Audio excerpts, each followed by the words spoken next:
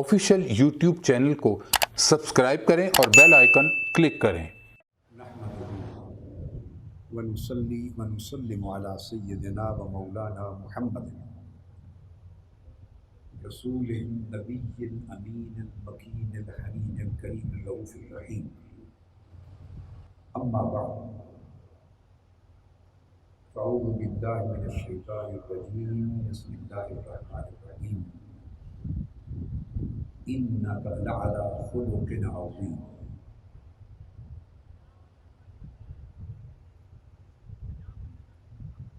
सदक़ल्लाहु मौलाना अज़ीम। अभी आप देखिए कि मैंने बाकायदा गुफ्तगू शुरू करने से पहले आपको सिफ़ात में इश्तिराक का मसला समझाया। अब उसकी एक मिसाल अभी जो मुख्तसर सा खुतबा पढ़ा और आया करीमा पढ़ी, इसमें देख लें। मैंने आयत करीमा पढ़ी, औज़ु बिल्लाहि मिनश शैतानिर रजीम, इन्नका लअला खुलुक़िन अज़ीम। हुज़ूर के खुलुक़ को अल्लाह ने अज़ीम कहा और इख्तिताम किया सदक़ल्लाहु मौलानल अज़ीम। हमारे रब और मौला अज़ीम ने सच फरमाया। तो देखा, हुज़ूर को भी अज़ीम कहा और अल्लाह ने ख़ुद को भी अज़ीम कहा।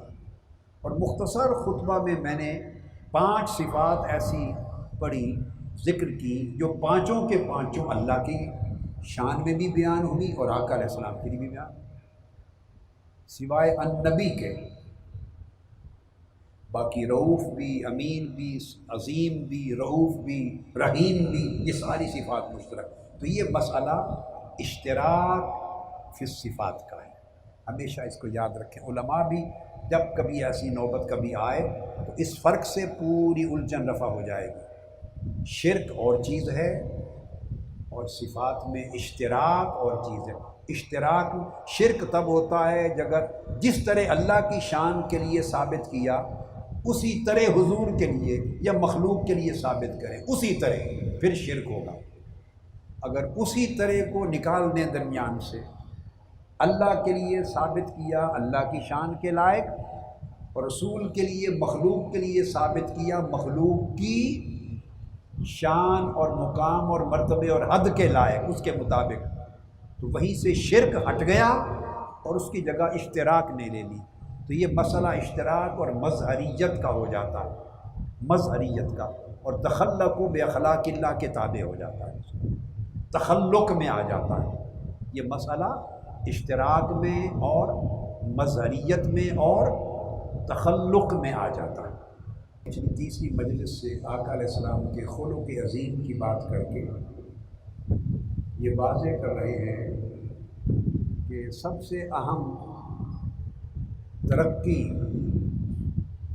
रूहानी तरक्की हमारी ज़िंदगी में अखलाक की तरक्की। अगर हमारे अखलाक संवर जाएं तो हमारी रूहानी तरक्की के सारे रास्ते खुल जाते हैं। यही एक रुकावट है, वरना आपकी मेहनतों में कोई कमी नहीं। मैं फिर आपकी तवज्जो इधर मबज़ूल करवाना चाहता हूँ। देखिए, आपको कहीं और ऐसे नज़र आता है हरमैन शरीफैन के अलावा हज़ार हाथ की तादाद में लोग इतिकाफ़ इकट्ठे बैठे हों और दूर दराज के सफ़र करके आके बैठे हों। क्योंकि जब आप एक मस्जिद में बैठते हैं मुतकिफ़ बनकर, 2 बंदे बैठेंगे, 3 बैठेंगे, 10 बैठेंगे, 20 बैठेंगे। अगर बड़ी कुशादा मस्जिद है, जगह है, तो 100-200 बैठ जाएंगे, चंद 100 बैठ जाएंगे। जगह की कुशादगी के एतबार से आपको कुशादा जगह भी मिलेगी, इंतज़ाम भी आसान होगा, मुश्किलात भी कम होगी।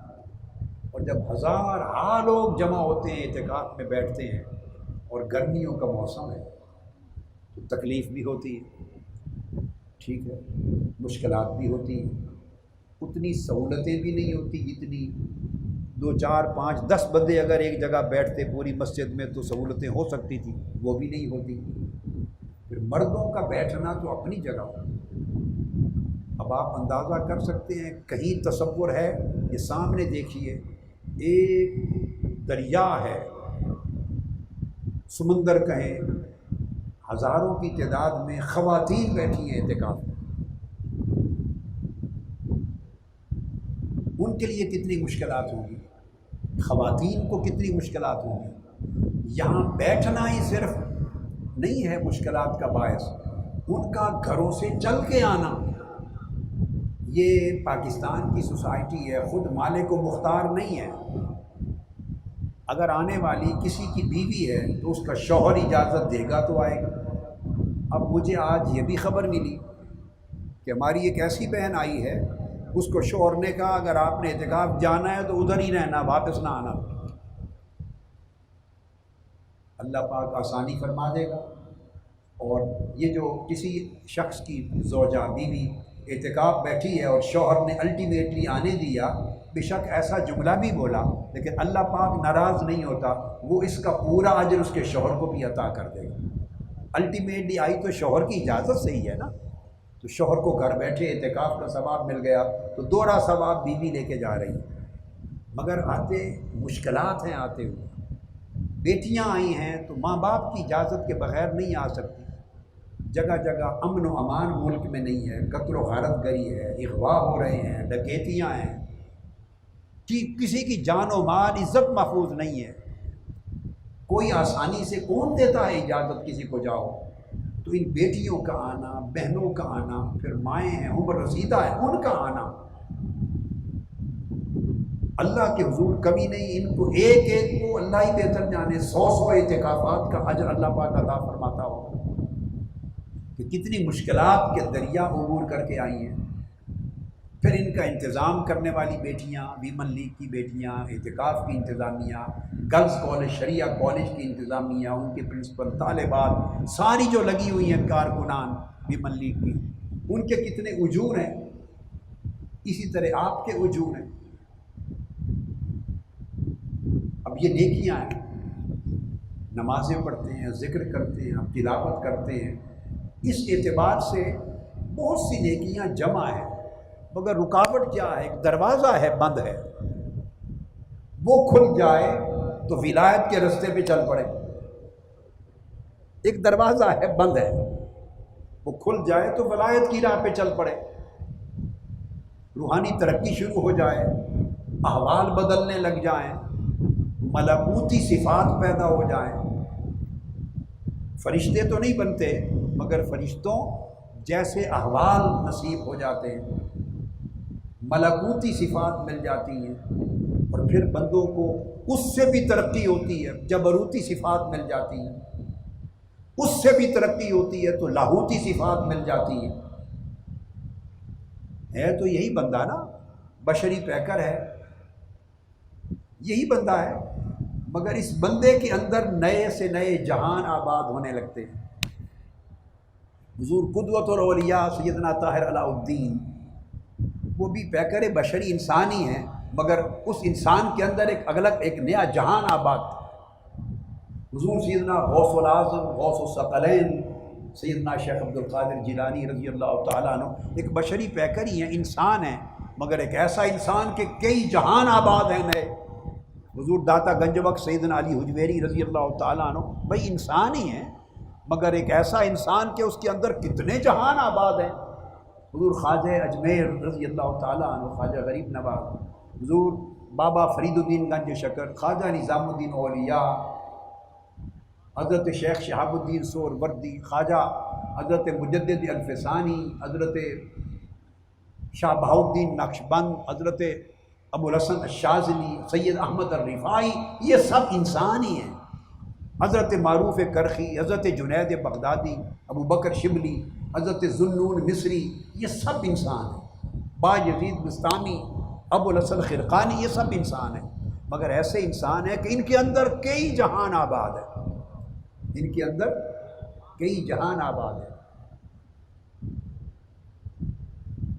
تو بندہ نہ کھانا پینا جاتا ہے، وہ بھی کھاتا، کھانا پینا بھی رہتا ہے، سونا جاگنا بھی رہتا ہے، اٹھنا بیٹھنا بھی رہتا ہے۔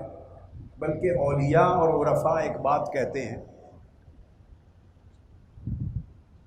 بعض اولیاء کہتے ہیں کہ بعضوں کو اللہ کی پہچان آسانی سے ہو جاتی ہے، ولی کی پہچان مشکل ہوتی ہے۔ کیا؟ اللہ کی پہچان اس لیے آسانی سے ہو جاتی ہے کہ اللہ کی صفات عالم باطن میں بھی ہیں، عالم ظاہر میں بھی ہیں، مخفی بھی ہیں، ظاہر بھی ہیں۔ آپ سمجھیں؟ جو تو مخفی ہیں وہ تو صاحبان خفا جاننے کی کوشش کریں گے، لیکن اللہ کی جو صفات اور قدرتیں اور اس کی شانیں جو ظاہر ہیں وہ تو نظر آتی ہیں، ان کا تو پتہ چلتا ہے، بندوں کو ادراک ہو جاتا ہے اللہ کی کرم نوازی کا، اللہ کے احسانات کا، اللہ کے انعامات کا، اللہ کی قدرتوں کا، اللہ کی نعمتوں کا بندے کو احساس ہوتا ہے، بہت سو کو احساس ہوتا ہے۔ یہ ظاہر کائنات ساری اللہ کی نشانیوں سے بھری ہے، نشانیاں ہیں۔ تو اگر اللہ کسی کو ہدایت دے تو اللہ کی ظاہری نشانیاں بھی اتنی ہیں کہ بندے کو راستہ مل جاتا ہے اس کی پہچان کا۔ لیکن ولی ظاہر نہیں ہوتا، ولی کی نشانیاں ظاہر نہیں ہوتی۔ ولایت امر ظاہری ہے ہی نہیں، یاد رکھ لیں، ولایت ہے ہی امر باطن، یاد رکھ لیں یہ بات۔ ولایت امر باطنی کا نام ہے، امر ظاہری کا نام نہیں ہے۔ تو ولی ہو جانے سے اس کا لباس نہیں بدل جاتا۔ ایسا نہیں ہو جائے گا کہ ولی ہونے سے پہلے ٹوپی پہنتا تھا، اب ولی ہو گیا ہے تو اب پورا امامہ ہی پہنے گا۔ نہیں، ٹوپی بھی آقا علیہ السلام کی سنت ہے، امامہ بھی سنت ہے۔ ولی کا کوئی ایک لباس نہیں ہے کہ وہ شلوار قمیض پہنے، عربی لباس پہنے، کوٹ پینٹ پہنے، لمبا پہنے، تہبند پہنے، پاجامہ شلوار پہنے، دھوتی چادر پہنے، کوٹی پہنے، کوٹ پہنے، اچکن پہنے، شیروانی پہنے، اوپر رومال رکھے نہ رکھے۔ ولی کی یہ کوئی شرائط لباس میں نہیں ہے۔ ہر وہ لباس جو آقا علیہ السلام کی سنت کے تابع ہے، جس کا شریعت نے حکم دیا ہے، ولی وہ لباس پہنے۔ ولی کی خوراک مقرر نہیں ہے، یہ نہیں کہ ولی روٹی نہیں کھا سکتا، اب چونکہ ولی اللہ ہو گیا بریانی نہیں کھا سکتا، ولی اللہ مرغ قورمہ نہیں کھا سکتا، ولی اللہ ہو گیا مٹن قورمہ نہیں کھا سکتا، ولی اللہ ہو گیا سویٹ ڈش نہیں کھا سکتا۔ آپ یہ نہیں کہہ سکتے بھئی یہ ولی ہے، میں نے آنکھوں سے بریانی کھاتے دیکھا ہے اس کو، یہ کیسے ولی ہے؟ میں نے اس کو پراٹھا کھاتے دیکھا ہے، یہ ولی ہے، لسی پیتے دیکھا ہے میں نے، یہ کہاں کا ولی ہے؟ جلیبیاں کھا رہا تھا۔ کوئی ولی کا کوئی ولی صرف حلال کھائے گا بس، اب حرام نہیں جا سکتا، اس کے اندر حرام نہیں کھا سکتا، اور شبہ والا بھی کھانا نہیں کھا سکتا۔ جو کھائے گا وہ الگ تحقیق حلال ہوگا، نور ہوگا۔ کھانے کا فرق نہیں ہے، البتہ کھانے کی مقدار کا فرق ہوگا۔ ولی ہوگا تو پیٹ بھر کے نہیں کھائے گا، کھاپا نہیں ہوگا، یعنی کہ پیٹ کھائے اور یہاں حلق تک سانس لینے کی جگہ ہی نہ رہے، کھا کے تو پیسے ڈکار ہی نہیں مار سکتا، پڑا ہوا ہے، ایسے حال کا ہے تو وہ ولی نہیں ہوگا۔ ولی ہوگا تو تمیز سے کھائے گا۔ کیا؟ تمیز سے کھائے گا، جیسے آقا علیہ السلام کھاتے، کچھ بھوک رکھ کے کھائے گا۔ آپ سمجھ گئے نا بات؟ تو اسی طرح آپ، اور زبان کی پابندی نہیں، ولی ہو گیا لہذا عربی بولے گا۔ ایسے اولیاء جن کو عربی بولنا ہی نہیں آتی، تو جو پاکستان سے ہوگا کوئی ولی تو وہ عربی کہاں سے بولے؟ عربی ولی ہندی بھی بولے گا، ولی سندھی بھی بولے گا، ولی پنجابی بھی بولے گا، ولی سرائکی بھی بولے گا، عربی بھی بولے گا۔ اگر ویسٹرن ورلڈ میں ہوا ہے تو ولی انگریزی بولے گا، افریقہ میں ہوا تو افریقی زبان بولے گا۔ بھائی ولی کے لیے نہ کوئی شرط، نہ زبان کی، نہ لباس کی، نہ شکل و صورت، صرف گورا ہونا چاہیے نہیں بھائی، سیاہ رنگ بھی ولی ہو سکتا ہے، سیاہ رنگ ہو، سانولا رنگ ہو، گورا رنگ ہو، جو بھی ہوگا وہ ایک روحانی حسن ہوگا اس کے چہرے پر، ایک روحانی حسن ہوگا، چہرہ اس کا بھائے گا، دلوں کو، طبیعتوں کو بھائے گا، وہ اس کے قلب کے نور کے اثر سے۔ مگر قد کی کوئی لمٹ نہیں ہے کہ ولی 5.5 فٹ کا کم سے کم ہونا چاہیے، 6 فٹ کا ہونا چاہیے نا۔ میں بتانا چاہتا ہوں کہ ظاہر میں ولی بازار نہیں جا سکتا، ولی شاپنگ نہیں کر سکتا، ایسا نہیں ہے۔ ولی بشر ہے، انسان ہے، وہ سارے وہ کام کرے گا، شادی بیاہ کرے گا، اولاد ہوگی، سیر و تفریح پہ سارے وہ کام کرے گا جو اللہ اور اللہ کے رسول نے اور اس کی شریعت نے جن کو جائز بولیے قرار دیا۔ اب یہ ظاہری جتنی علامات ہوتی ہیں اس سے تو کسی کی ولایت کا پتہ نہیں چلتا۔ تو ولایت ہے کیا؟ میں نے بتایا تقویٰ اور حسن خلق، تقویٰ اور حسن خلق کا کمال درجے پر اجتماع، یہ ولایت ہے۔ ولی کا قلب وسیع ہو جائے گا سمندروں کی طرح، ولی کے اخلاق حسین ہو جائیں گے، ولی کے اندر بخیلی کنجوسی نہیں رہے گی، وہ سخی و تباہ ہو جائے گا، ولی کریم ہوگا، ولی نفرت نہیں کرے گا، محبت کرے گا، ولی بغض نہیں رکھے گا، ولی معاف کرنے والا ہوگا، ولی دینے والا ہوگا، چھیننے والا نہیں ہوگا، ولی گالی گلوچ نہیں کرے گا، دعائیں دے گا، پیار کرے گا، ولی مہمان نوازی کرے گا، ولی لوگوں کی خدمت کرے گا، لوگوں کو ہدایت دے گا، لوگوں کی بھلائی سوچے گا، صلہ رحمی کرے گا۔ تو یہ سارے امور اخلاق اور باطنی احوال کے ہیں، وہ ماتھے پہ لکھے ہوئے نہیں ہوتے۔ تو بہت سے لوگوں کو مغالطہ ہوتا ہے، وہ ظاہری احوال دیکھتے ہیں کہ اس کے پاس تسبیح بڑے سائز کی نہیں ہے، یہ ولی نہیں۔ آنکھیں ایسے موٹی کر کے گور کے نہیں دیکھتا، سرخ سرخ کر کے کہ اگلا ڈر جائے، منہ کے اوپر اس کے کوئی ایسے اثرات نہیں ہوتے کہ جلال میں رہے، مروڑ آئے ہوئے ہیں اور پریشانی ہے، اگلا بندہ ڈر رہا ہے، نہیں، اس کے چہرے پر ملاحت ہوگی، نرمی ہوگی، باتوں میں مٹھاس ہوگی، چہرہ خوشگوار ہوگا، اخلاق۔ یہ وہ چیزیں ہیں امور باطنی جن سے ولایت تشکیل پاتی۔ اب سمجھیں بات کو۔ تو میں بتانا یہ چاہ رہا تھا، اب یہ جو خلق حسن ہے، خلق حسن اور حسن الخلق دونوں چیزیں، یہ اس وقت انسان کو ملتا ہے اور کمال کی طرف جاتا ہے، میں نے پہلی رات کہا تھا، جب بندے کی میں کی نفی ہو جاتی ہے، میں کی نفی ہو جاتی ہے۔ تزکیہ نفس کا مطلب یہ ہے کہ میں کو چھوٹا کرنا شروع کر دیا جائے، تزکیہ ہوتا ہے، میں چھوٹی ہوتی چلی جاتی ہے، پھر تصفیہ ہوتا ہے، میں اور چھوٹی ہو جاتی ہے، پھر تصفیہ، تزکیہ، تصفیہ کے بعد پھر اس کے بعد تخلیہ ہوتا ہے، پھر اس کے بعد تجلیہ ہوتا ہے۔ اس طرح 10 مرتبے ہیں، چلتے چلتے چلتے چلتے چلتے بندہ اس مقام پہ پہنچتا ہے کہ اللہ سے اس کو سارا فیض ملتا ہے اور وہ اللہ کے فیض کا متولی ہو کر مخلوق میں بانٹتا ہے۔ یہ 10 مرتبے ہیں، مگر یہ ساری منازل باطن میں طے ہوتی ہیں، اور اگر میں قائم رہے اندر میں، تو دروازہ کھلتا ہی نہیں۔ اب ہمارا پرابلم یہ ہے کہ ہم سب کچھ کرتے ہیں، علم بھی پڑھاتے ہیں، کتابیں بھی پڑھاتے ہیں، درس بھی دیتے ہیں، واعظ بھی کرتے ہیں، سنتے بھی ہیں، پڑھتے بھی ہیں، اعتکاف بھی بیٹھتے ہیں، نماز بھی پڑھتے ہیں، روزہ بھی رکھتے ہیں، تلاوت بھی کرتے ہیں، تسبیح بھی کرتے ہیں، خواتین بھی محنت کرتی ہیں، تلاوت کرتی ہیں، سارا کچھ کرتے ہیں، یہ سارا کچھ ہوتا رہتا ہے، مگر اندر میں قائم اور دائم رہتی ہے۔ چونکہ اندر کی میں قائم اور دائم رہتی ہے، لہذا وہ جگہ نہیں چھوڑتی جہاں اللہ سمائے، اللہ کی محبت سمائے، اللہ کا تعلق سمائے، اللہ کی قربت سمائے، اللہ کی رضا سمائے، اللہ کا نور سمائے۔ میں اندھیرا کیے رکھتی ہے، تو میں کے اندھیرے کی وجہ سے اخلاق ناسوتی، حیوانی اور بشری رہتے ہیں، ملکوتی نہیں بنتے، اخلاق نہیں بدلتے، احوال نہیں بدلتے، کیفیات نہیں بدلتی۔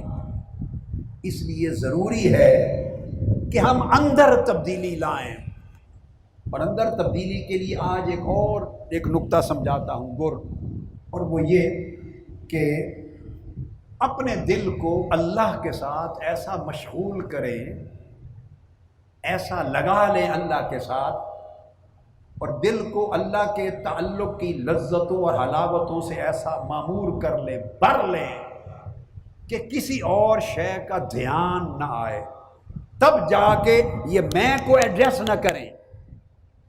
میں کو جب توجہ نہیں دیں گے تو یہ ظالم اور کافر میں خود نظر انداز ہوتی ہوتی ہوتی ہوتی مر جائے گی۔ جب ہم توجہ دیتے ہیں نا، اندر سے نفس بولتا ہے میرے ساتھ کیا ہوا، مجھے عزت نہیں دی گئی، میرا نام نہیں بلایا گیا، میری بات نہیں سنی گئی۔ خواتین کا بھی رولا ہوتا ہے، مردوں کا بھی رولا ہوتا ہے، مجھے اہمیت نہیں دی گئی، مجھے نہیں سنا گیا۔ جب میں جب شروع ہوتا ہے، وہ میں چیختی ہے تو بندہ اس کو ایڈریس کرتا ہے، اس کی طرف متوجہ ہوتا، بس میں کی طرف متوجہ ہوا گیا، میں اسے انگیج کر لیتی ہے، میں بندے کو اپنے ساتھ انگیج کر لیتی ہے۔ میں کے کئی مسائل ہیں، بندہ ایک کے بعد دوسرا تیسرا ایڈریس کرتا کرتا اسی میں تھک ہار کے ختم ہو جاتا۔ اب یہ گر صوفیاء نے، اولیاء نے، عرفاء نے کس طرح سکھایا۔ اس مشن اور تنظیم کے کام کو، دین کے کام کو، اپنی روحانیت کے کام کو آگے بڑھانے کے لیے لازم ہے کہ یہاں صفائی ہو، یہاں پر صفائی ہو۔ اللہ رب العزت نے ارشاد فرمایا اپنی کئی انبیاء پر نازل کی جانے والی کتب میں اور صحائف میں، یہ بڑی خاص بات، ارشاد فرمایا اذا کان الغالب علی عبدی الاشتغال بی جعلت لذتہ وہمتہ فی محبتی۔ نقطہ سنیں، اللہ پاک نے یہ راز اتارا اور اپنے خاص بندوں کے دلوں میں یہ راز اتارا اور اپنی کتابوں میں لکھوایا۔ فرمایا جب بندے پر یہ حالت غالب آ جائے، کون سی حالت؟ کہ وہ میرے ساتھ مشغول رہے۔ جب بندے پر یہ حالت غالب آ جائے، کون سی حالت؟ کہ وہ اللہ فرمائے کہ میرے ساتھ مشغول رہے۔ اب اللہ کے ساتھ مشغول رہے کیسے؟ اس کو مثال سے سمجھا دوں۔ ایک آدمی آپ سے بات کر رہا ہے، یعنی میرے قریب کھڑا ہو مثلا اور مجھ سے بات کر رہا ہو ایک شخص، اور ادھر ارد گرد لاؤڈ سپیکر پہ شور شرابہ بھی چل رہا ہو، 10 15 20 آدمی زور زور سے باتیں کر رہے ہو، شور شرابہ ہو رہا ہو، تو وہ جو ایک آدمی جس کے ساتھ میں مشغول ہونا چاہتا ہوں، جس کی بات میں سننا چاہتا ہوں اور جس کو اپنی بات سنانا چاہتا ہوں، نہ میری اس کو سنائی دے گی نہ اس کی مجھے سنائی دے گی، کیونکہ کان یہی ہے، اس کان میں 10 15 20 لوگوں کا شور شرابہ اور بھی بیک وقت چل رہا ہے، لاؤڈ سپیکر چلے ہوئے ہیں، 10 لاؤڈ سپیکر چلے ہوئے ہیں، ادھر سے گانے آ رہے ہیں، ادھر کوئی نعت پڑھ رہا ہے، ادھر کوئی قوالی کر رہا ہے، ادھر کوئی لڑائی جھگڑا کر رہا ہے، ادھر آپس کے معاملے چکا رہا ہے، شور شرابہ ہے طرح طرح کا۔ اب اس میں اس ایک بندے کی آواز جو ہے وہ مجھے سنائی نہیں دے رہی اور میری بات اسے سنائی نہیں دے رہی، تو میں کیا کہوں گا؟ میں کہوں گا بھائی ذرا تھوڑی دیر بند کرو لاؤڈ سپیکر، یا آپ چپ کرو، میں اس بندے کی بات سن لوں۔ تو اگر وہ باقی باتیں بند نہیں ہوں گی تو اس کا مطلب یہ ہے کہ ان کا شغل غالب ہے، ان کی آواز غالب ہے، اور میں اس ایک بندے کے ساتھ مشغول نہیں ہو سکتا۔ سکون اور سکوت ہو تو اس کے ساتھ مشغول ہوں گا۔ اسی طرح بندے کے قلب کا حال ہے، 100 دھیان ہے اس کے، اور کئی رولے ہیں جن کے اندر الجھا ہوا ہے، اس کے ساتھ لڑائی بھی چل رہی ہے، ادھر مقدمہ بازی بھی چل رہی ہے، سسرال کے ساتھ بھی دنگا فساد چل رہا ہے، ان لاز کے ساتھ بھی چل رہا ہے، بیوی کے ساتھ بھی جھگڑا چل رہا ہے، بہن بھائیوں کے ساتھ بھی جائیداد کے تنازع چل رہے ہیں، پڑوسیوں کے ساتھ بھی ایک مقدمہ چل رہا ہے، ساتھ والوں کے ساتھ بھی ایک معاملہ چل رہا ہے، ادھر کوئی اور مذہبی طبقوں کے ساتھ بھی معاملات، ان کے بھی رولے فتوے چل رہے ہیں، بندہ ادھر بھی الجھن، ادھر بھی الجھن، ادھر بھی الجھن، پھر دوسرے کی گاڑی دیکھتا ہے تو اپنی گاڑی چھوٹی ہے، محل دیکھتا ہے دوسرے کا میرا گھر چھوٹا ہے، میری تنخواہ کم ہے، پیسے کم ہیں، اس کے وسائل زیادہ ہیں، بچوں کی فیس زیادہ ہے، تو یہ بھی الجھنے ہیں۔ یہ 10 15 ساری چیزوں کو یکجا کر لیں، یہ ساری چیزیں بندے کو اپنے ساتھ مشغول کرتی ہیں، ہر مسئلہ بندے کو مشغول کرتا ہے، دھیان کو الجھا دیتا ہے۔ تو جب آپ کا دھیان، آپ کا قلب 100 چیزوں میں الجھا رہے گا تو وہ ایک مولا کے ساتھ مشغول کیسے ہوں گے؟ وہ 100 چیزوں میں ایک اللہ کی عبادت بھی فٹ کی ہوئی ہے، فٹ کی ہوئی ہے، سارے کام دھیان دلوں میں چل رہے ہیں، نماز آ گئی تو فرض بھی پڑھ لیے، تسبیح بھی کر لی، اللہ اللہ بھی ہو رہا ہے، تسبیح سبحان اللہ سبحان اللہ سبحان اللہ وہ بھی کیا جا رہا ہے، مگر سبحان اللہ زبان سے ہو رہا ہے، وہ دل کے اندر جم ہی نہیں رہا، دل مشغول نہیں ہے اللہ کے ساتھ، چونکہ بہت سارے شغل ہیں جن میں دل اور دماغ اور بندے کا من الجھا ہوا ہے۔ اس لیے کہتے ہیں ہتھ کارول دل یارول، جسم ساری دنیا کے معاملات کو نپٹاتا رہے مگر دنیا کا کوئی معاملہ نہ چاہت کا نہ پریشانی کا اسے دل میں داخل نہ ہونے دیں، دل کو تالا لگا رکھے، دل کے دروازے کو، دل میں صرف مولا کے ساتھ مشغولیت رہے، اللہ کے ساتھ۔ نقصان ہو گیا تو وہ نقصان ڈیل کرتے رہیں مگر دل میں نہ داخل ہونے دیں، اس کا افسوس۔ نفع ہو گیا اس کو ڈیل کرتے رہیں مگر اس کی خوشی دل میں نہ داخل ہونے دیں۔ تو دنیا کو باہر رکھیں، دل میں نہ داخل کریں، دل صرف اللہ کے ساتھ مشغول رہے۔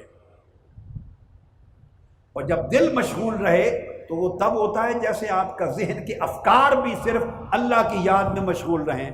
اگر ذہن اور افکار اور سوچیں سازشوں کی آماج گاہ بنے ہوئے ہیں، اس میں سازشیں ہیں، اس صدر کے ساتھ جھگڑا ہے، اس ناظم کے ساتھ جھگڑا ہے، ادھر ویمن لیگ کے ساتھ جھگڑا ہے، ادھر یوتھ ونگ کے ساتھ جھگڑا ہے، اور سوشل میڈیا کے ساتھ جھگڑا ہے، نائب ناظم اعلیٰ کے ساتھ جھگڑا ہے۔ جب یہ سارے بندوں کے ساتھ آپ کے مسائل ذہن کو الجھائیں گے تو ذہن کا الجھاؤ سارا دل کو منتقل ہو جاتا ہے، دل کو منتقل ہو جاتا ہے۔ یہ سارے رولے ملا کر بندے کو ہولا کر دیتے ہیں، اللہ کی نگاہ میں ہولا کر دیتے ہیں۔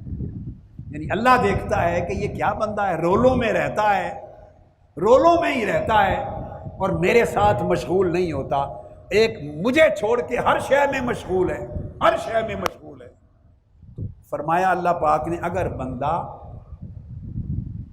یہ نہیں کہ باقی شغل چھوڑ دے، شغل چھوڑنے کی بات نہیں کر رہا، دل کے مشغول ہونے کی بات کر رہا ہوں۔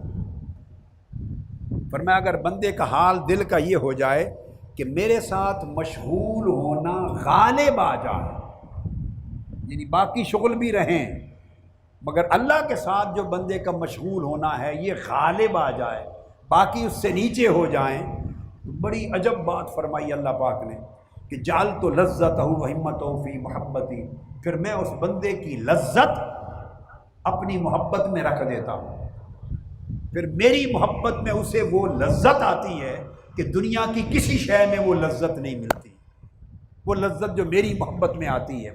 جب ایک بار لذت مل جائے پھر وہ لذت خود بخود بندے کو کھینچنے لگ جاتی ہے۔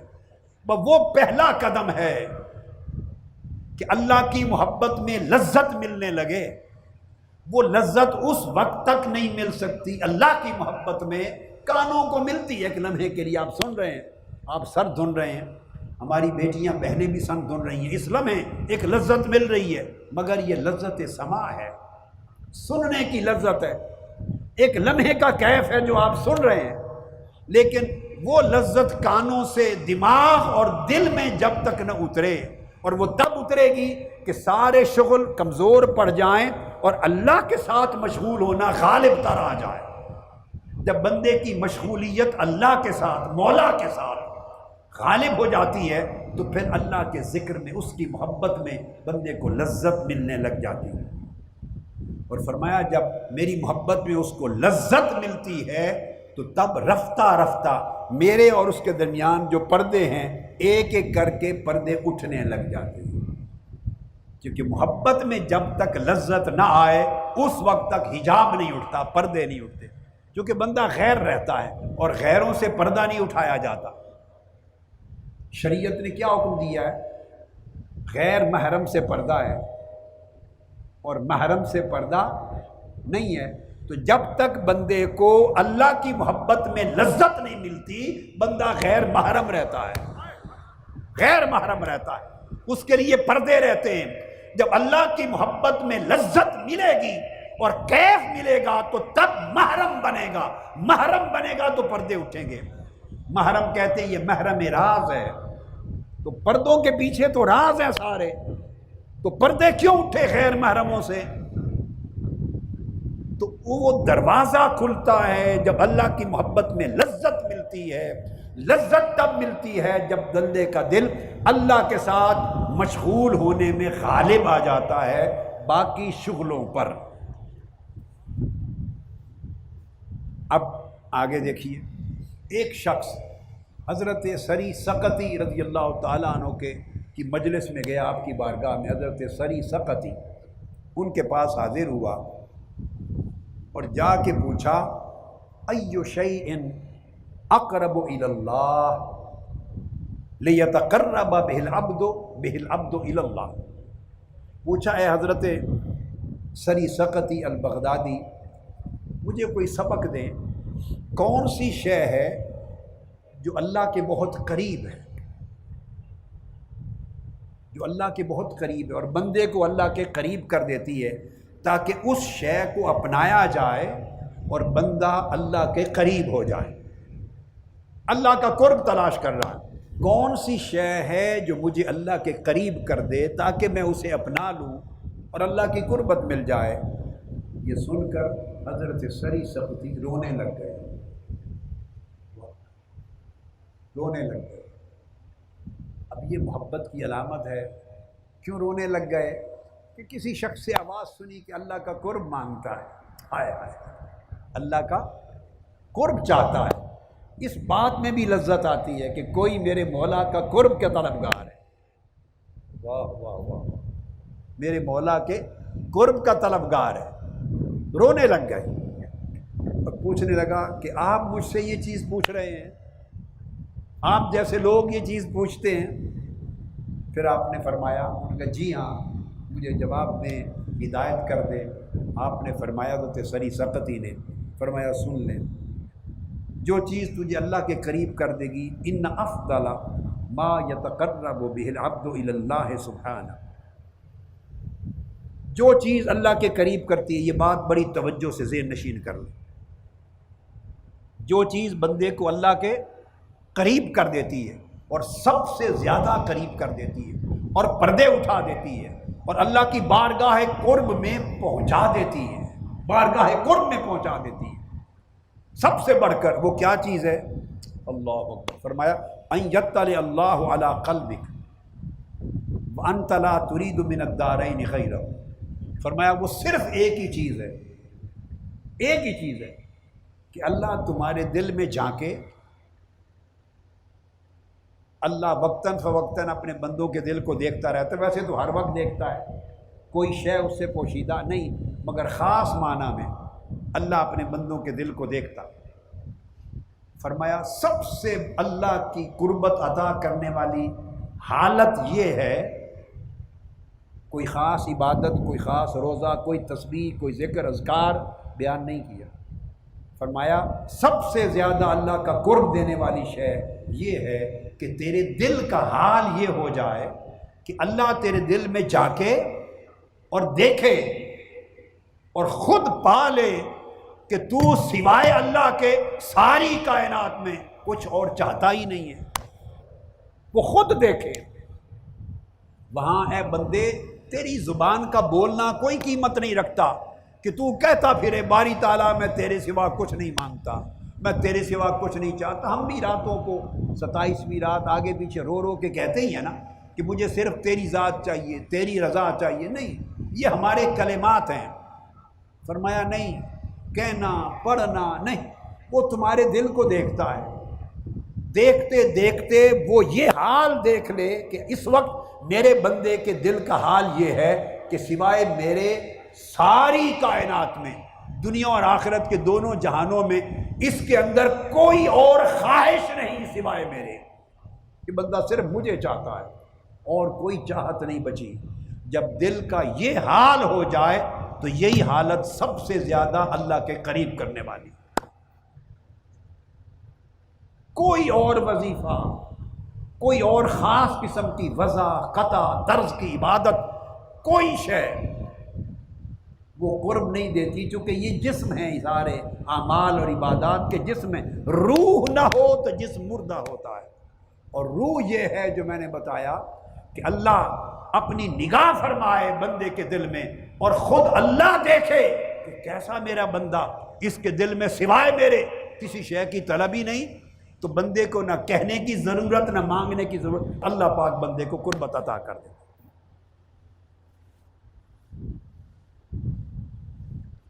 حضرت ابراہیم بن ادہم فرماتے ہیں، سیدنا ابراہیم بن ادہم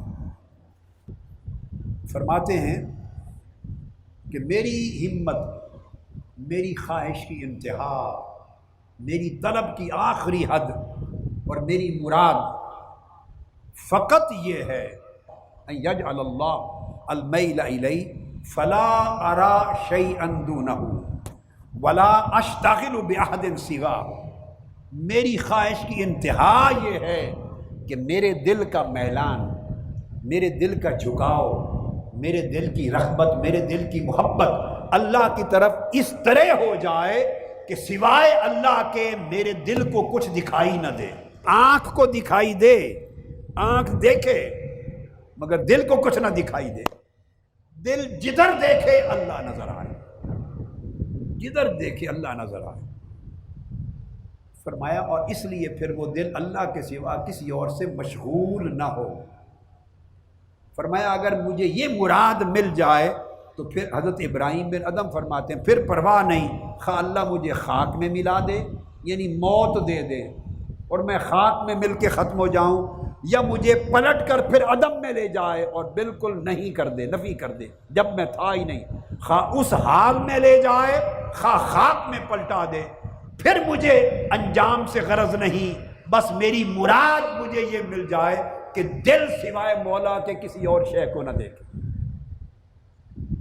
اب یہ جو میں نے آپ کو بات بتائی، اسی طرح حضرت ابراہیم علیہ السلام، ان سے کسی نے سوال کیا، سیدنا ابراہیم علیہ السلام سے سوال کیا بِأَيِّ شَيْءٍ وَجَدتَّ الْخُلَّةَ، اے ابراہیم علیہ السلام آپ اللہ کے خلیل بن گئے، خلیل اللہ ہوئے، کس ذریعے سے اللہ کے خلیل بنے؟ کوئی طریقہ ہمیں بھی بتائیں، کس شے نے آپ کو اللہ کا خلیل بنا دیا؟ سیدنا ابراہیم علیہ السلام نے جواب دیا، فرمایا بِإِنْقِطَاعِي إِلَىٰ رَبِّي وَإِخْتِيَارِي إِيَّاهُ عَلَىٰ مَا سِوَاهُ۔ فرمایا صرف اس شے نے مجھے اللہ کا خلیل یعنی دوست بنا دیا کہ میں اپنے دل کے ساتھ ہر شے سے منقطع ہو کر کٹ کر اس کے ساتھ ہو گیا، اور میں نے ہر شے کو چھوڑ کر دل کی چاہت میں اسے اختیار کر لیا، اس نے مجھے اللہ کا خلیل بنا دیا۔ اب آپ نے دیکھا جتنے انبیاء کے، اولیاء کے، بڑوں کے اقوال بتائے، ساروں کا مرکزی نقطہ تعلیم کا ایک ہی۔ حضرت رابعہ بصری رضی اللہ تعالیٰ عنہ فرماتے ہیں، رابعہ بصریہ، یہ بہنوں اور بیٹیوں کے لیے خاص طور پہ اور آپ کے لیے بھی ہے، فرماتے الہی ہمتی و مرادی فی الدنیا ذکرک وفی الآخرۃ رؤیتک ثم افعل بینہما ما شئت۔ حضرت رابعہ بصری رضی اللہ تعالیٰ عنہ اللہ کے حضور ہمیشہ عرض کرتی، میرے الہی میری خواہش، میری طلب، میری تمنا، میری مراد دنیا میں صرف یہ ہے کہ تو یاد رہے، اور تیری یاد کے سوا کوئی اور یاد میرے دل میں گھر نہ کرے، دنیا میں تو یاد رہے اور آخرت میں تیرا دیدار رہے، صرف آخرت میں تیرا دیدار رہے، نہ مجھے دنیا کی کسی اور لذت سے غرض، نہ آخرت میں نعمت جنت کی کسی نعمت سے غرض، باقی سب چیزیں تیرا امر ہیں، جو تیرا امر چاہے میرے ساتھ کر دے، بس دنیا میں دل تیری یاد سے معمور رہے اور آخرت میں آنکھیں تیری دیدار سے معمور رہے۔ یعنی یہ میں ساری چیزیں جتنی بیان کر رہا ہوں ان کا مرکزی نقطہ ایک ہے، ایک ہی مرکزی نقطہ، اور وہ یہ ہے کہ دل کو خالی کر لیں، خلوت دے دیں اللہ کے لیے، دل اللہ کی یاد کی خلوت گاہ بنا لیں، اللہ کی یاد کے لیے خلوت گاہ بنا لیں۔ خلوت کا مطلب کیا ہوتا ہے؟ جس میں اور کوئی آ نہ سکے، خلوت، آپ کوئی اور نہیں آتا، بس دل کو خلوت گاہ بنا لیں، صرف اللہ کی یاد آئے، اللہ کی رضا۔ اب اس کے لیے آپ ایک تنظیمی زندگی میں ہیں، ایک آئلی زندگی میں ہیں، ایک معاشرتی زندگی میں ہیں۔ اس کے لیے سبق یہ ہے، آپ 100 کام کرتے ہیں، آپ مرد بھی کر رہے ہیں، بیٹیاں اور بہنیں بھی کر رہی ہیں ویمن لیگ کی۔ ممکن ہے آپ ایک کارکن ہیں، ایک چھوٹی تنظیم کی عہدیدار ہیں، ذمہ دار ہیں، آپ کا صدر، نائب ناظم اعلیٰ، ناظم اعلیٰ، یا ویمن لیگ کی صدر یا ناظمہ، یا تحریک منہاج القرآن کی، یا بیٹ کا کوئی بھی بڑا ذمہ دار، یا اسی طرح سوسائٹی میں، معاشرے میں کوئی بڑا آپ کی بات پہ رسپانس نہیں دیتا، آپ کو اپریشیٹ نہیں کرتا، تو بس یہی نقطہ سمجھانا، وہاں قلق ہوتا ہے نا، دکھ ہوتا ہے نا، شکوہ ہوتا ہے نا کہ ہمیں اپریشیٹ نہیں کیا گیا، بس یہی رولا ہے، یہی جو اپریشیٹ نہیں کیا گیا، یہی تالا لگا ہوا ہے جو آگے روحانی ترقی کا دروازہ نہیں کھولتا۔ بھائی آگ لگائیں بندوں کے اپریشیٹ کرنے نہ کرنے پر، صرف دھیان رکھیں کہ مولا اپریشیٹ کرے۔ حضور داتا گنج بخش علی حجویری رضی اللہ تعالیٰ عنہ نے کشف المحجوب میں بیان کیا، اور اسے دیگر اور اولیاء اور عرفاء نے بھی اپنی کتب میں حضور داتا صاحب سے پہلے بھی لکھا کہ ایک اللہ کا دوست، ایک ولی اللہ 70 سال سے عبادت میں تھا۔ یہ میں نے پہلے بیان کیا ہے واقعہ، آج اس موقع محل کی مناسبت سے دہرا رہا ہوں۔ 70 سال سے عبادت میں تھا۔ اللہ پاک نے وہی بھیجی اپنے نبی کو، جو اس وقت کے نبی تھے، اس کو وہی بھیجی، دکھانا چاہتے ہیں کہ میرے دوستوں کا حال کیا ہوتا ہے، جو مجھ سے وفا کرنے والے میرے عاشق ہیں اور میرے تعلق میں مخلص ہو گئے ہیں، کمال پا گئے ہیں، ان کا حال کیا ہے۔ وہی بھیجی، فرمایا کہ اے میرے نبی اس جگہ جا، وہاں ایک بوڑھا ملے گا آپ کو، وہ 70 سال سے میری عبادت میں مصروف ہے، اس کو جا کر یہ بتا دے، اپنا تعارف کروا اور بتا دے کہ اللہ پاک نے مجھے بھیجا ہے کہ میں تمہیں خبر دے دوں کہ اللہ نے تمہاری 70 سال کی عبادت رد کر دی، قبول نہیں فرمائی، 70 سال کی عبادت رد ہو گئی۔ اب یہ بہت بڑی مثال ہے اس دھندے کو حل کرنے کے لیے کہ مجھے اب ہمیں اپریشیٹ نہیں کیا گیا، مجھے اپریشیٹ نہیں کیا گیا۔ اوروں کو اپریسیشن کی جاتی ہے، ہمارے ساتھ کوئی اناد ہے، میرے ساتھ کوئی بغض ہے، یہ جو مجھے اپریشیٹ نہیں کیا گیا اس کے لیے سمجھا رہا ہوں۔ جا کے بتا دیں 70 سال کی تو نے عبادت کی، اللہ نے رد کر دی۔ اللہ کے نبی نے جا کے یہ بات اس بندے کو بتا دی۔ وہ بندہ دیکھتے کہ اللہ کا نبی آیا، بتایا کہ اللہ نے پیغام بھیجا ہے، کھڑے ہو گئے، وہ اللہ کے ولی کھڑے ہو گئے کہ اللہ کا پیغام آیا ہے، چاہت سے سنا۔ جب انہوں نے فرمایا کہ اللہ پاک نے 70 سال کی عبادت آپ کی رد کر دی، وہ خوشی سے بے قابو ہو گئے، وجد میں آ گئے، خوشی سے وجد میں آ گئے، بے قابو ہو گئے،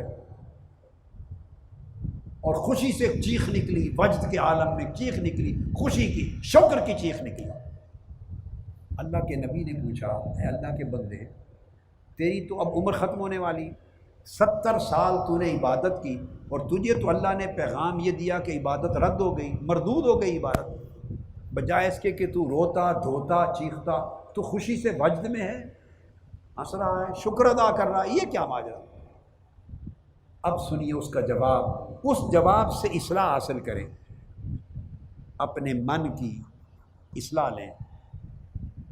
اس نے جواب دیا، آپ کا کہنا بجا، میں تو اس بات پہ خوش ہوں، وجد کر رہا ہوں، میرا کام تو عبادت کرنا تھا، میں کر رہا ہوں 70 سال سے، قبول کرے یا نہ کرے یہ اس کا کام ہے، مجھے اس سے غرض نہیں ہے، وہ قبول کرے یا نہ کرے، اپریشیٹ کرے یا نہ کرے، یہ اس کا حق ہے، میں کون ہوں اس میں دخل دینے والا، اس کا فکر نہیں۔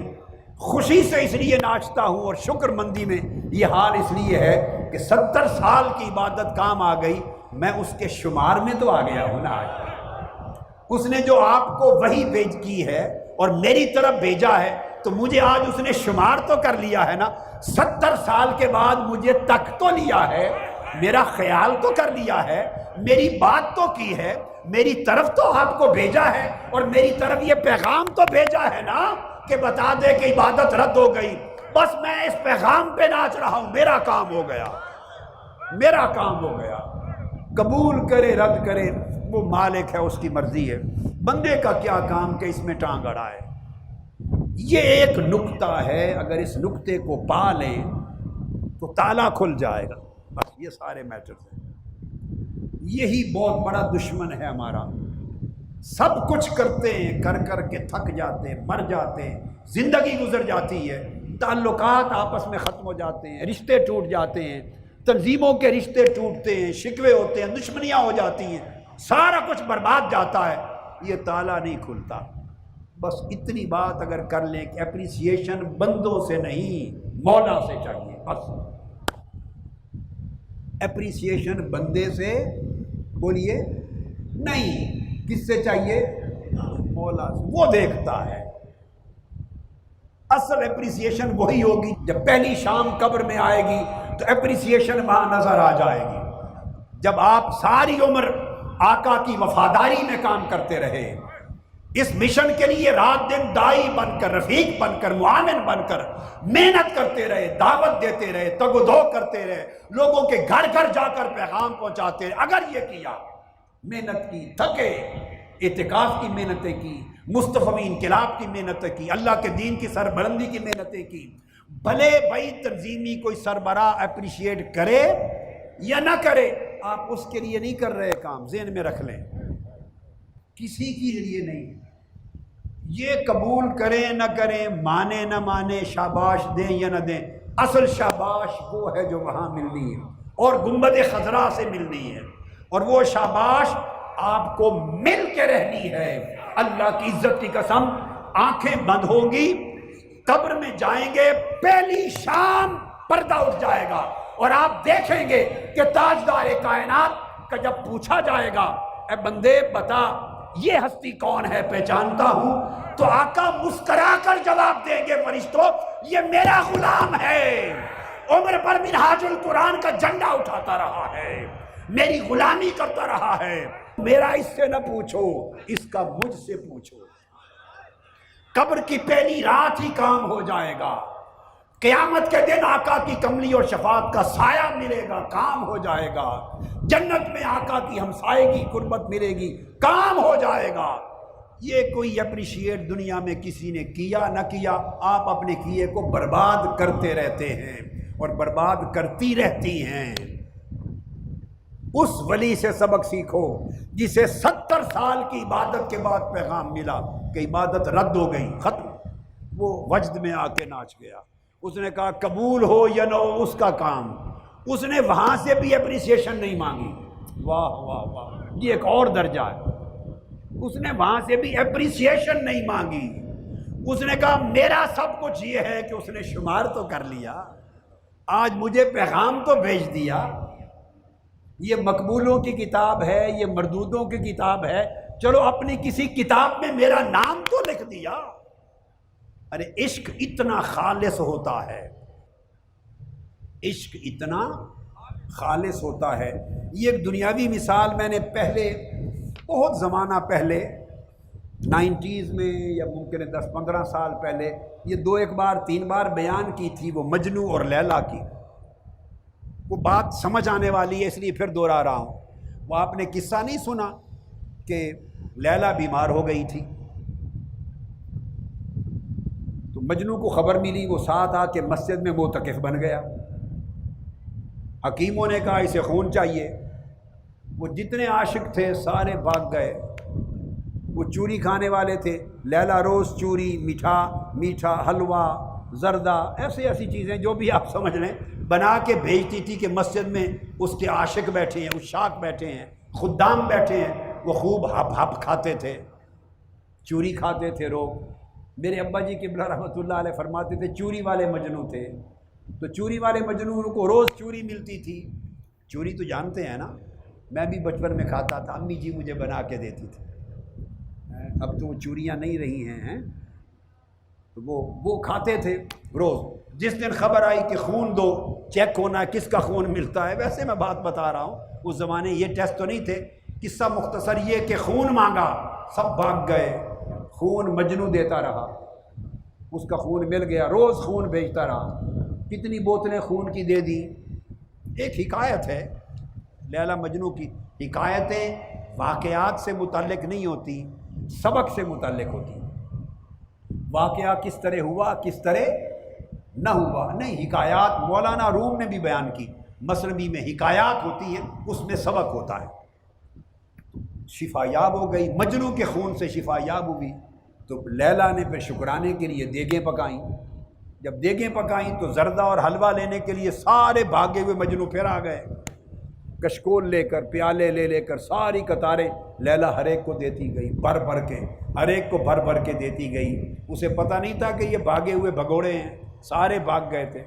پتہ تھا کہ نہیں, مگر دیتی گئی. جب اصل مجنو آیا اور اس نے کشکول آگے کیا تو لیلا نے اس کو پہچانا اور ہاتھ مار کے اس کا کشکول توڑ دی, اس کا پیالہ توڑ دیا.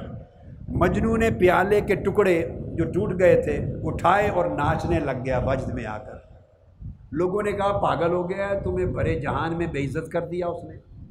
ہر ایک کے پیالے کو بھر دیا, ہر ایک کو دیا, اور تمہارا کشکول پیالہ بھی توڑ دیا, اور بجائے اس کے تو بے عزت ہو کے رو کے بھاگ جائے تو الٹا خوشی سے ناچ رہا ہے. مجھو ناچتا گیا. انہوں نے پوچھا کو راز تو بتاؤ کیا ہے. تو جب وہ اپنا ناچ کے خوشی میں ہوش میں آیا, اس نے کہا راز یہ ہے کہ کسی اور کا توڑا ہوتا. اتنی بات ہے. یہاں 100 مجنو جمع تھے, کسی اور کا توڑا ہوتا 100 میں میرا پیالہ کیوں چنا. مجھے دوجیاں نالو وکھرا جانے تو توڑے ہے نا, میرا وکھرا جانے ہے نا, میں وکھرا سارے نالو وکھرا جانے ہیں. سب سے جدا جانا ہے تو میرا پیالہ توڑا ہے. بس وہ جدا جاننے پر ناچ رہا ہے. تو عشق اجر سے غرض نہیں رکھتا. عشق خالص شے ہے, عشق خالص شے ہے. وہ اجر اور اجرت سے تعلق نہیں رکھتا. وہ اپنے دل کو صرف محبوب کے تعلق سے بھر لیتا ہے, اور محبوب جیسی ادا سے بھی پیش آئے اسی سے خوش ہوتا ہے. یہ چند نکتے جو بتائے, اگر ان کو آپ سنبھال لیں اور دل میں ڈال لیں, ان کو دل میں ڈال لیں, تو بہت سارے جھنجھٹ ختم ہو جائیں گے. بیٹیاں اور بہنیں بتائیں نا ہاتھ اٹھا کر, کو بات سمجھ میں آئی ہے؟ بتائیں میری بیٹیاں اور بہنیں, سمجھ میں آئی ہے جی؟ ان جھنجھٹوں سے نکلیں. کون اپریشیٹ کرتا ہے, کون نہیں کرتا, کون اہمیت دیتا ہے, کون نہیں اہمیت دیتا, یہ سب رولے ہیں, ادھر ہی رہ جانے ہیں, ان سے کچھ حاصل نہیں ہونا. تنظیموں میں مرد ہیں, آپ لوگ ہیں, یوتھ لیگ والے ہاتھ اٹھائیں, MSM والے ہاتھ اٹھائیں, تنظیمات والے ہاتھ اٹھائیں, منہاج القرآن, اور کارکن جہاں کام کرتے اور سارے معتکفین جہاں جہاں آپ کا واسطہ ہے, ان جھنجھٹوں سے نکلیں. یہی جھنجھٹ ایک تالا ہیں جو روحانیت کا دروازہ کھلنے نہیں دیتے, ترقی نہیں ہونے دیتے. اپریسیشن کرنا اچھی چیز ہے, کوئی کر دے تو اس کا اخلاق, نہ کرے تو دل نہ توڑیں, اس کو بھی مثبت طریقے سے لے لیں. چلو بھول گیا, چلو بشری کمزوری لے لیں بھائی, بشری کمزوری ہے, بس ختم, اس سے آگے نہ جائیں. بھول گیا ہوگا, بھول گئی ہوگی, ختم, بس ذہن کو آگے مت چلائیں. بہت زیادہ ہی ناراض ہونا سمجھ لو یہ بشری کمزوری ہے, چلو تو بات ختم ہی ہو گئی نا. بشری کمزوری ہے, کیا ہو گیا؟ اللہ کا میں نے کہا تخلق, اخلاق سیکھیں, رنگ چڑھائیں. آدم علیہ السلام کو فرمایا اس درخت کے قریب نہیں جانا, اس درخت کے قریب نہیں جانا, یہ نہیں پھل کھانا. کھا بیٹھے تو فرمایا اب نیچے جائیں. جب نیچے جانے لگے تو اب دوسرا غیر تو کہے گا نا, غیر کے سزا دی ہے, غیر تو کہے گا سزا دی ہے, مگر جاتے ہوئے روکا, آدم ذرا گل تو سن. جی مولا. فرمایا یہ کلمات یاد کر لو اور جا کے ان کلمات کو پڑھنا, معاف کر دوں گا.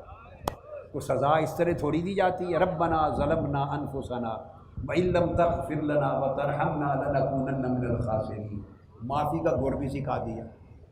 یہ تو بات کی حضرت آدم سے آپس کی بات ہے.